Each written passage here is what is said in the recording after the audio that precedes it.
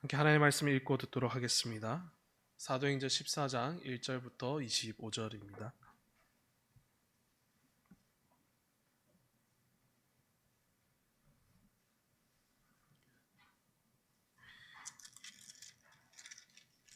함께 교독하도록 하겠습니다. 제가 먼저 시작하겠습니다. 사랑을 추구하며 신령한 것들을 사모하되 특별히 예언을 하려고 하라.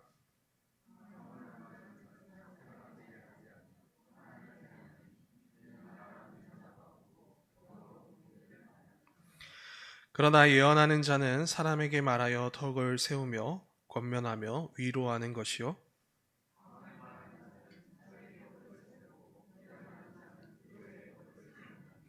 나는 너희가 다 방언 말하기를 원하나 특별히 예언하기를 원하노라. 만일 방언을 말하는 자가 통역하여 교회의 덕을 세우지 아니하면 예언하는 자만 못하니라.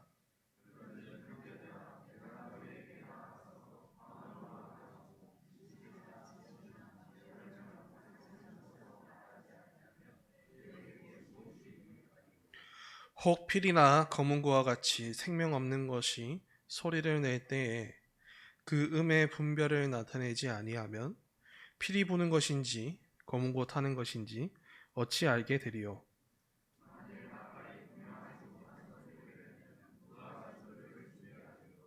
이와 같이 너희도 혀로서 알아듣기 쉬운 말을 하지 아니하면 그 말하는 것을 어찌 알리요. 이는 허공에다 말하는 것이라.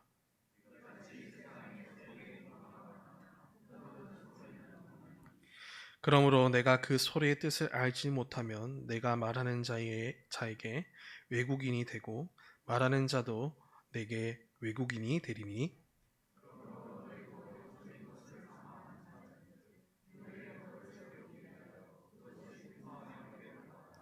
그러므로 방언을 말하는 자는 통역하기를 기도할지니.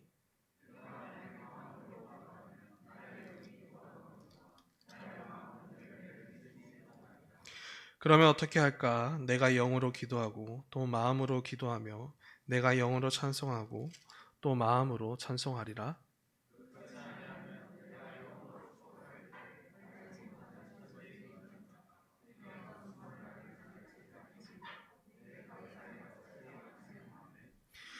너는 감사를 잘하였으나 그러나 다른 사람은 덕 세움을 받지 못하리라.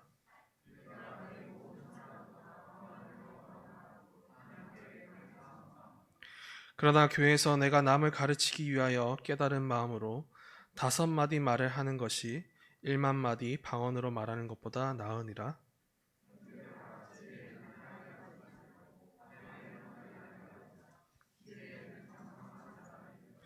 율법에 기록된 바 주께서 이르시되 내가 다른 방언을 말하는 자와 다른 입술로 이 백성에게 말할지라도 그들이 여전히 듣지 아니하리라 하였으니.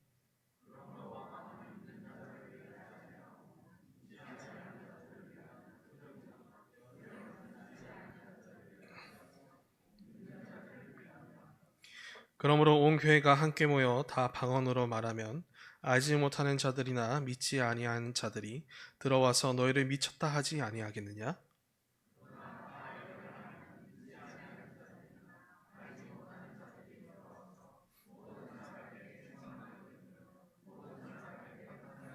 다 같이 읽겠습니다. 그 마음의 숨은 일들이 드러나게 되므로 엎드려 하나님께 경배하며 하나님이 참으로 너희 가운데 계신다 전파하리라. 아멘. 우린 계속해서 은사에 대한 부분들을 살펴보고 있습니다. 은사에 대한 오해는 고린도 교회를 무질서의 상태로 만들었습니다. 모두 다 자기 자랑으로 은사를 사용하며 분열을 초래했죠. 본래 은사는 이러한 목적으로 주어진 것이 아닙니다. 각기 다양한 은사를 통하여서 서로의 부족함을 돌보고 함께 그리스도의 몸을 아름답게 세우기 위함입니다. 결코 이 은사만이 최고라 할 수 없습니다. 모두 다 주의 뜻대로 주어진 것이고 하나의 거룩한 목적대로 사용되어야 하는 분명한 질서가 있습니다. 따라서 바울은 이 질서를 다시 세우고자 은사에 대한 많은 교훈을 가르쳤습니다. 이제 그 교훈의 끝에 도착했습니다. 오늘 살펴보는 24장은 특별히 그들의 바른 은사 사용을 위한 구체적인 예와 방향을 제시하며 마무리 짓습니다. 바울은 1절에서 이러한 명령을 남깁니다. 사랑을 추구하라. 이는 13장에서 이어진 내용으로서 바른 은사 사용을 위한 가장 좋은 길이 사랑임을 다시 강조합니다. 지난번 사랑에 대한 설교를 제가 다시 한번 되돌아보니 자칫 오해될 수 있는 부분이 있었습니다. 큰 은사만을 강조한 나머지 이 사랑이 이 근본적으로 성령의 열매라는 사실을 더 드러내지 못했던 것 같습니다. 사랑은 은사처럼 누구는 받고 안 받을 수 있는 것이 아니라 모든 성도라면 반드시 맺어야 하는 거룩한 성령의 열매입니다. 따라서 주님은 모든 일을 사랑으로 행해야 한다는 계명을 주셨습니다. 사랑의 길이 성도에게 가장 좋은 길임을 말씀하신 거죠. 이처럼 받은 은사를 그 목적에 사용하기 위해서는 이 사랑의 길이 똑같이 주어지는 것이고 늘 계속되어야 합니다. 특히 추구하라, 여기서 나타난 이 추구하라의 원뜻은 정말 열정적으로 뒤를 쫓아가다라는 뜻을 담고 있습니다. 이는 우리가 이 사랑의 길을 행할 때 짧게 타오르는 불꽃같이 행하는 것이 아니라 늘 힘써서 온 마음을 다해 영혼을 바라보며 사랑의 길을 가야 된다라는 것을 강조하고 또한 그런 명령을 마지막으로 짧게 담아내고 있습니다. 그리고 이어서 사도는 신령한 것을 사모하라고 말합니다. 바로 은사죠. 주의 뜻대로 주신 은사는 교회에게 있어서 큰 복이라는 건 틀림없습니다. 비록 지금 고린도 교회는 잘못된 은사 사용으로 안타까운 상황을 겪고 있지만 이 때문에 받기를 주저하는 건 어리석은 일입니다. 다시 바르게 세워가면 됩니다. 그런 맥락에서 바울은 그들에게 중요한 적용으로서 구해야 될 은사가 무엇인지 전합니다. 특별히 예언을 하려고 하라. 방언보다는 예언의 은사를 사모하라고 말합니다.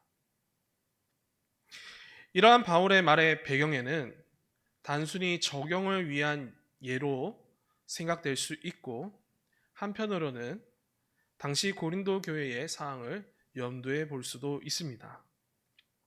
아무래도 당시 여러 은사들 중에 방언이 자랑의 도구로서 인기가 있었던 것 같고 예언은 상대적으로 인기가 떨어져서 그 중요성이 왜곡된 것으로 여겨집니다. 이런 상황이라면 바울은 두 은사를 바른 질서 가운데 놓아야 했습니다. 사랑의 길 속에서 이 바르게 피어나는 두 은사가 무엇인지 가르쳐야 되는 것이죠. 어찌되었든 간에 바울은 방언보다는 예언의 은사가 지금 고린도 교회 상황 속에서 더 좋은 은사라는 것을 권면하고 있습니다. 그렇다면 이 두 은사는 무엇일까요? 이 은사의 정체에 관해서 우린 살펴볼 필요가 있습니다. 먼저 예언의 은사입니다. 이 은사는 구약의 선지자들과 같은 모습을 연상시킵니다. 마치 미래를 보여주고 인도하는 그런 신비한 모습을 말이죠. 하지만 다릅니다. 초대교회 때 주어진 예언의 은사는 미래를 예언하지 않습니다. 구약의 선지자들이 말한 예언은 오실 그리스도에 대한 미래였으나 지금 이 초대교회 이 당시에는 그 미래가 성취된 상황입니다. 실로 그리스도께서 이 땅에 오셨고 예언을 다 성취하신 때이죠. 따라서 더 이상 그러한 미래를 말할 필요가 없습니다. 대신에 예언의 은사는 그 성취된 예언을 풀어서 그 안에 담긴 하나님을 아는 지식을 말하는 것입니다.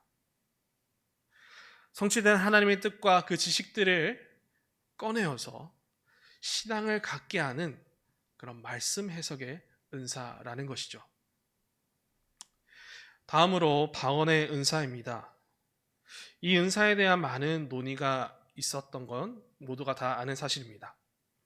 사도행전 2장에서 다른 나라의 말로 등장한 방언으로 봐야 될 것인지, 아니면 하나님께 하는 말로서 그런 천국의 언어로 봐야 하는지 오랫동안 뜨거운 감자였습니다. 이 부분에 관해서 저는 칼빈의 입장을 따라가 보려 합니다.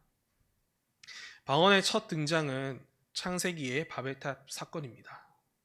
흩어짐을 면하고 하나님을 대적하기 위해 탑을 쌓은 대가는 수많은 말로 나눠진 것입니다.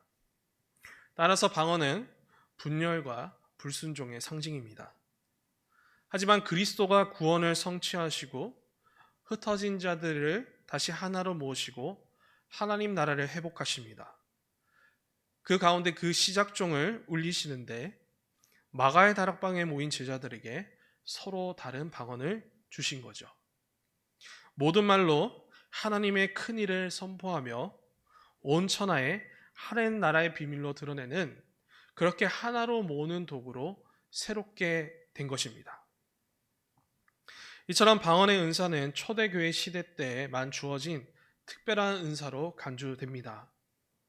복음이 무엇보다도 지금보다도 더욱 시급하게 퍼져서 흩어진 자들을 하나로 모아되어야 하는 그때, 그리고 지금과 달리 높은 언어의 장벽을 허물기 위한 그런 특별한 성령의 은사로 볼 수 있습니다. 방언과 예언의 은사 모두 필요하고 중요합니다. 그런데 바울은 무엇 때문에 특별히 예언을 더 하라고 하는 것일까요? 우리의 초점은 여기에 맞춰져야 됩니다. 그 이유는 분열되고 여러 다양한 문제들로 어려움을 겪는 고린도 교회의 상황에서는 이 예언의 은사가 더 큰 유익이자 더 큰 덕이 되기 때문입니다.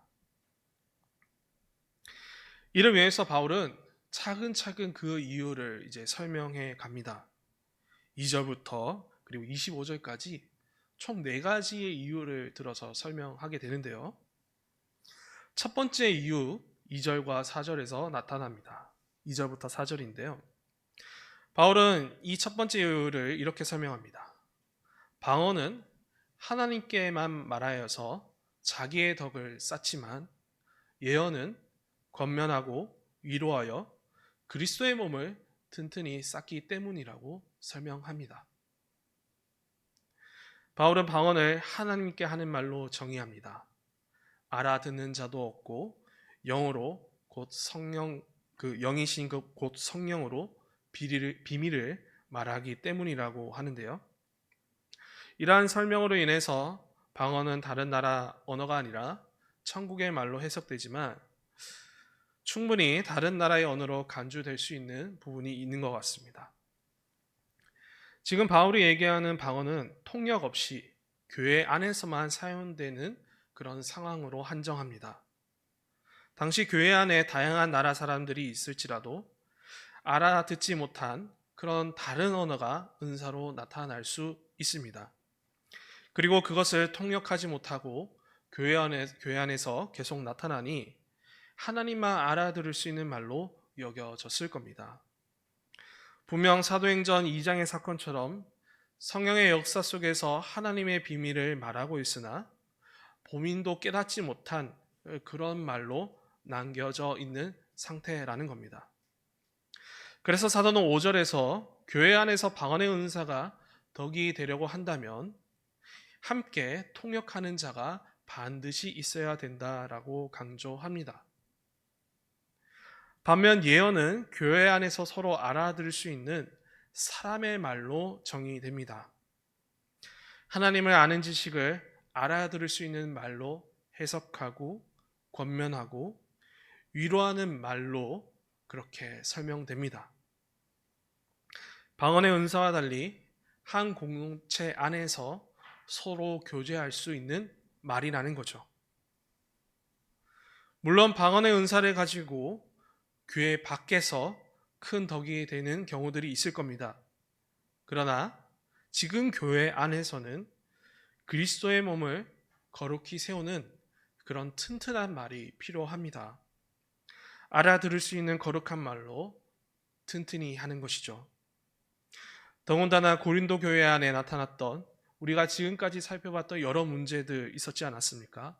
분열과 음란과 그리고 우상, 그리고 지금 살펴보고 있는 무너진 예배 질서 등 이 여러 문제들을 바르게 하기 위해서는, 이런 시급한 일들을 빨리 해결하기 위해서는 튼튼히 세우는 말, 그리고 서로 알아들을 수 있는 말이 무엇보다 필요했기에 사도 바울은 특별히 예언을 하라고 주문하고 있습니다. 이어서 두 번째 이유가 6절부터 13절에 나타납니다. 방언보다 예언이 이 분별과 영적 전투 준비에 유익하다라고 설명합니다. 바울은 둘 다 하나님께서 주신 거룩한 말임을 인정합니다. 그런데 그 성격이 다름을 이 악기와 이 전투시 부는 나팔 소리에 빗대어 설명합니다. 여기서 예를 드는 악기들이 등장하는데요. 검은고, 피리.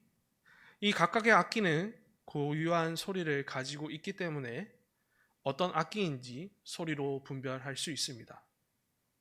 하지만 각 악기만의 소리가 없다라고 한다면 이것이 검은고인지 그리고 피리인지 알 수 없다라고 설명합니다. 그 악기 그 자체의 의미도 사라지고 분별되지 않는 소리들로 가득하다라고 하는 거죠. 동시에 전투시 부는 나팔도 그렇습니다. 나팔만이 가진 이 웅장한 소리는 이 전투시에 아주 중요합니다. 바로 군사들의 행동을 지시하죠. 돌격할 때 그 나팔의 소리가 함께하는 그런 영화의 장면들을 보지 않았습니까? 그런 것처럼 이 나팔의 웅장한 소리는 이 군사들의 행동을 지시합니다. 그러나 나팔조차도 알아들을 수 없는 소리라고 한다면 군사들은 어떻게 되겠습니까? 지금 나가야 되는지, 공격을 해야 되는지, 아니면 방어를 해야 되는지 알 수 없고 모두 우왕좌왕하면서 전투를 준비할 수 없을 겁니다. 이처럼 지금 마지막 때의 교회는 분별을 해야 되고 영적 전투를 준비할 수 있도록 하는 그런 소리가 더더욱 필요한 시기입니다. 수많은 거짓들을 상대해야 하고 갈수록 커지는 악과 유혹에 맞서 싸워야 합니다. 그렇게 고린도 교회 가운데 큰 유익이 되는 건 방언보다는 예언입니다. 바울은 9절에서 예언을 알아듣기 쉬운 말로 빗대어서 계시나 지식이나 가르치는 데 더 유익함을 강조합니다. 무엇이 옳고 그른지, 하나님의 뜻이 무엇인지 분별하고 그리고 영적 전투 준비를 하기 위해서 알아들을 수 있는 말이 바로 예언이라는 것을 설명하는 거죠. 물론 방언도 그 역할을 할 수 있습니다만 통역 없이는 불가능합니다. 통역 없이 모두가 방언을 한다라고 한다면 서로가 외국인이 되어서 하나님을 아는 지식과 그 뜻을 그리고 분별함과 영적 전투 준비를 할 수 있는 그런 상황들을 만들어낼 수 없다라고 사도 바울은 말합니다.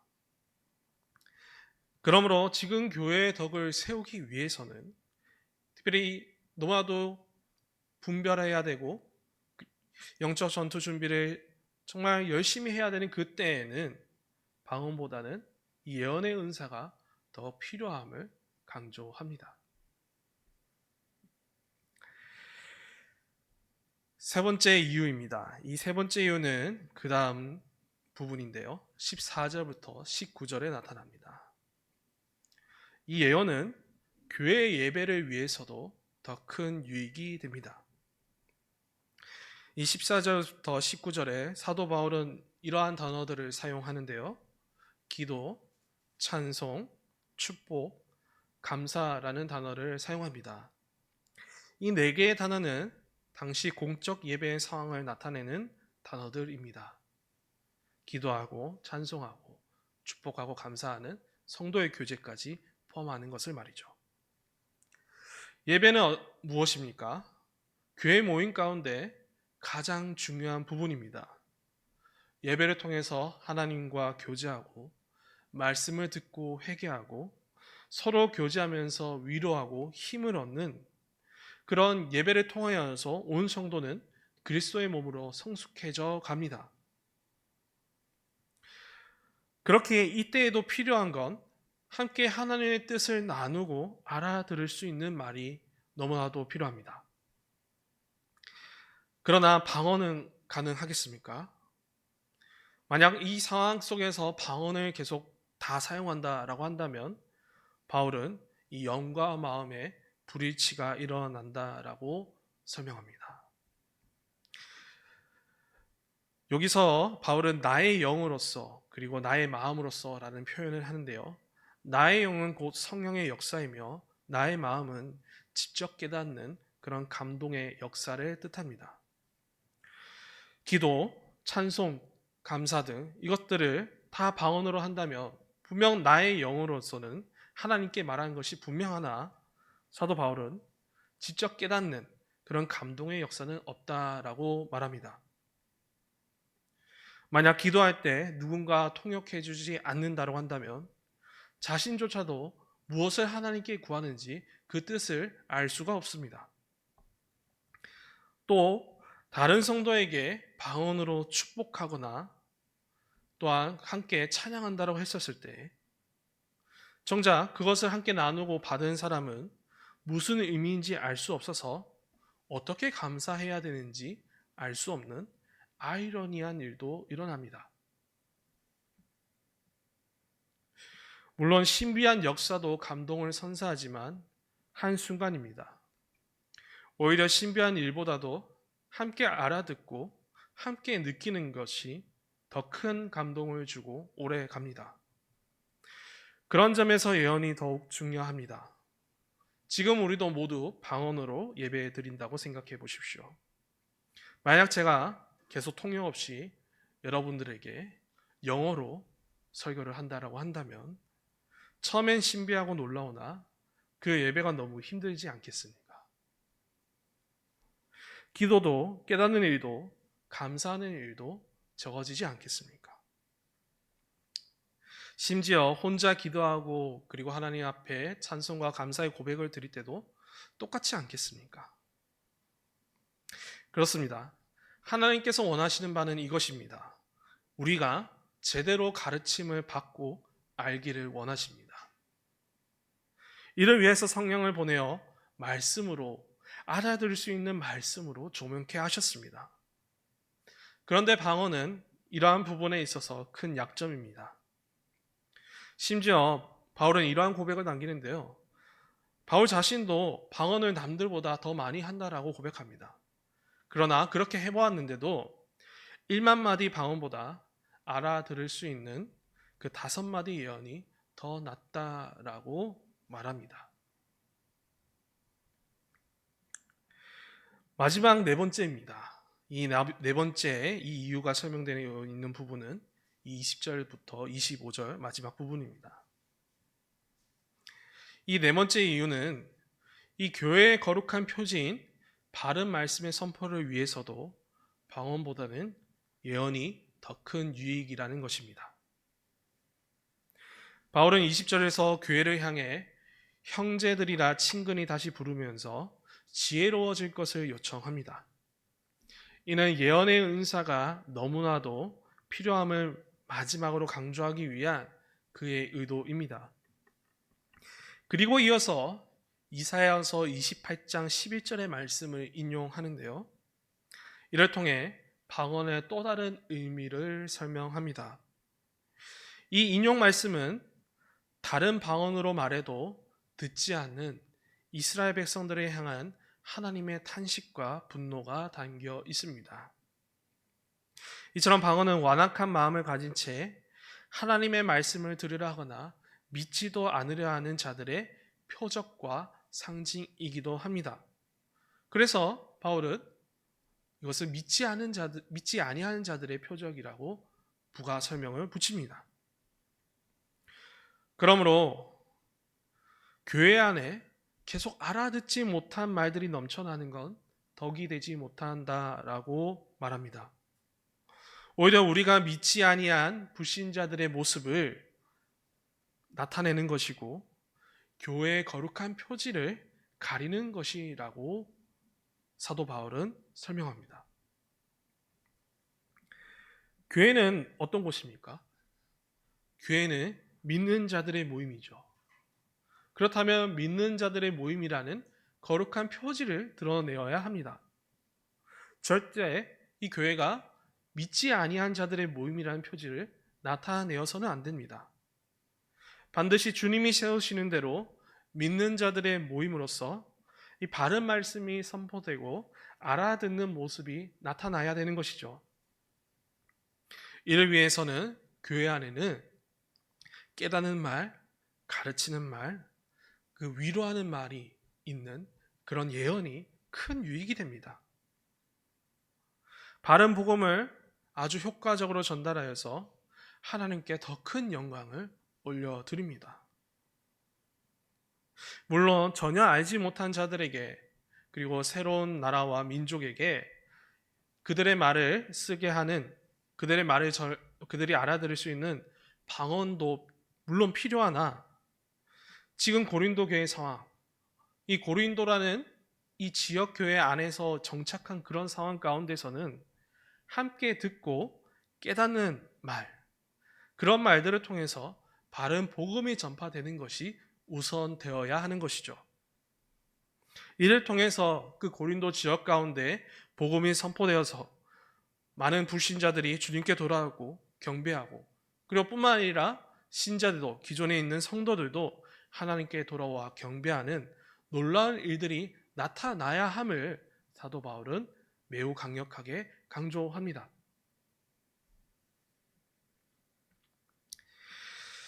주 안에서 사랑하는 여러분, 교회의 덕이라는 관점에서 방언보다 예언을 특별히 해야 되는 이유를 그런 4가지 이유를 지금까지 살펴보았습니다.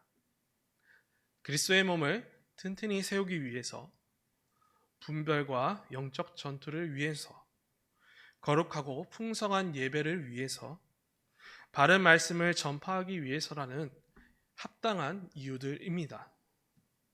이러한 이유들은 사랑의 길 속에서 구체화된 교회의 덕입니다. 또한 주님께서 원하시는 바른 은사의 사용입니다. 주님은 자신의 교회를 위해 은사를 주셨고 이렇게 합당하게 사용되기를 원하십니다. 그리고 동시에 지금 우리에게도 합당한 목적으로 받은 은사를 사용할 것을 요청하고 계십니다. 그리스도의 몸을 위하여서, 분별과 영적 전투를 위하여서, 거룩하고 풍성한 예배를 위하여서, 그리고 바른 말씀을 전파되기 위하여서 이 주어진 은사들을 교회 안에서 합당하게 사용되기를 원하십니다. 그러나 지금 우리 가운데 안타까운 모습들이 존재합니다. 여전히 자기 유익을 구하면서 이 은사를 사용하는 모습들이 많습니다. 특별히 은사주의라는 잘못된 신앙에 갇혀서 계속해서 이상한 방언을 구하려 하는 모습들이 많습니다. 방언을 안 받으면 믿음이 없다라는 그런 말들이 넘쳐나고, 방언을 받은 자는 마치 완장을 차 이 반장이 되어서 그리고 받지 않은 자들 위에 군림하려 합니다. 이 자기 방법대로 해야지 방언을 받을 수 있다라고 그런 거짓말들을 늘어놓으면서 강요하고 잘못된 길로 이끌어갑니다.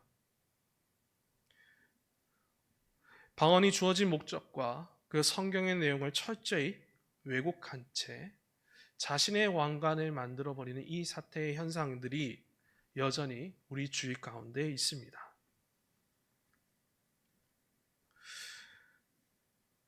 그렇게 우리는 더더욱 이러한 어리석은 일들을 멈춰야 합니다. 들은 말씀대로 바른 질서를 더욱 세워가야 합니다. 성숙하고 지혜로운 교회가 되도록 우리 모두는 정신을 차려야 합니다. 우리도 지금 아주 중요한 때를 살아가고 있습니다. 이때는 어느 때입니까? 마지막 발악을 쌓는 그런 사탄의 공격과 그 원수들의 태클이 빗발치는 그런 종말의 때를 우리도 살아가고 있지 않습니까? 그리스도의 몸을 약하게 하고 유혹에 빠지고 넘어뜨리게 하고 예배의 감동을 빼앗고 바른 복음 전파를 막는 일들이 빗발치게 있는 그런 가운데 우리는 주님 다시 오실 그날까지 주어진 믿음의 경주를 잘 완수해야 되는 아주 중요한 시점 가운데 있습니다.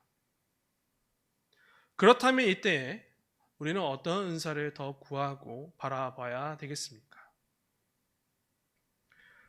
더군다나 오늘 한국교회의 가장 큰 위기 순간이 이때에 우리 무엇을 더 구하며 하나님께 나아가야 되겠습니까? 바울의 말대로 우리는 방언보다는 특별히 이 예언의 은사를 더 구해야 될 것입니다. 함께 말씀을 알아듣고 깨닫게 하는 거룩한 말들이 이 교회 가운데 넘쳐나게 우린 더더욱 구해야 합니다. 우리 발의 빛이요 이 길이 되는 말씀이 전해지는 말이 더욱 풍성해지기를 말입니다. 이러한 은사로 인하여서 모두가 하나님의 아는 지식을 알고 서로 위로할 줄 알고 또한 권면하여서 그리스도의 몸을 능히 튼튼히 세워갑니다. 또한 다시 예배의 감동을 회복하고 유혹을 이기고 복음을 더 담대하고 바르게 전파될 것을 믿어 의심치 않습니다. 주 안에서 사랑하는 여러분, 이러한 말씀에 따라서 우리 이 밤 함께 한 마음을 모아서 우리에게 정말 필요한 은사를 구하시길 바랍니다. 예언, 곧 말씀을 깨닫고 함께 알아듣는 그런 말들이 이 말씀의 직분을 맡은 자와 그리고 그 위에 모든 성도들의 입술에 함께 가득하길 구합시다. 이 풍성한 은사로 인해서 우리 교회는 튼튼한 그리스도의 몸이 되고 함께 하나님을 참되게 경배하고 또한 분별하고 그리고 영적 전투에서 승리하고 더 나아가 바른 말씀을 선포하는 참된 교회로 일어서기 주님의 이름으로 축복합니다.